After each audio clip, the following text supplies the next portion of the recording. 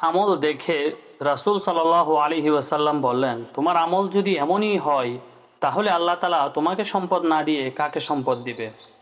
উসমান রাদিয়াল্লাহু তাআলা আনহুর জীবনী থেকে একটা আমল পাওয়া যায়। তিনি অনেক ধনী ছিলেন।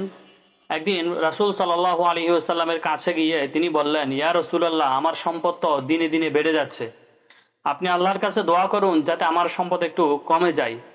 তখন রসুল সাল্লাল্লাহু আলাইহি ওয়াসাল্লাম উসমান রাদিয়াল্লাহু তাআলা আনহুকে বললেন যে তুমি এখন থেকে ওটের পিঠে অথবা গাধার পিঠে বসে খাওয়া দাওয়া করবে। তারপর থেকে উসমান রাদিয়াল্লাহু তাআলা আনহু সেই আমল করা শুরু করলেন। আমল করার পরেও দেখতেছেন তার সম্পদের পরিমাণ দিন দিন আরও বৃদ্ধি পাচ্ছে।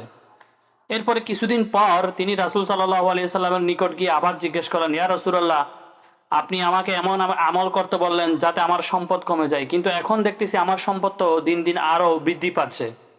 তখন রাসূল সাল্লাল্লাহু আলাইহি ওয়াসাল্লাম তাকে জিজ্ঞেস করলেন যে তুমি যখন খাওয়া দাওয়া করো ওটের পিঠে বসে, তখন খাবারের কোনো দানা যদি পড়ে যায় তখন তুমি কি করো? ওসমান রাদিয়াল্লাহু তাআলা আনহু বললেন, ইয়া রাসূলুল্লাহ, আমি খাবারের ওই ছোট্ট দানা ওটের পিঠ থেকে নেমে ওটা নিয়ে পরিষ্কার করে তারপর আবার সেটা খাই। ওসমান রাদিয়াল্লাহু তাআলা আনহু তৎকালীন সময়ে এত বড় ধনী ছিলেন। এত ধনী হওয়া সত্ত্বেও তিনি কিন্তু এই ছোট্ট একটা আমলের কারণে বিপুল পরিমাণ সম্পদের অধিকারী হয়েছিলেন। তাবুক যুদ্ধের সময় তিনি এককভাবে 30,000 সৈন্য, খাওয়া দাওয়া, যাতায়াত সব কিছুর খরচ বহন করেছিলেন এবং তৎকালীন সময়ে দৈনন্দিন জীবনে 100 সাহাবীর খাবার দাবার ব্যবস্থা করার মতো সক্ষমতা তার ছিল। এত বড় ধনী হওয়া সত্ত্বেও তিনি এই যে ছোট্ট আমল, এই আমলটার কারণেই তার সম্পদ দিন দিন বৃদ্ধি পেয়েছিল।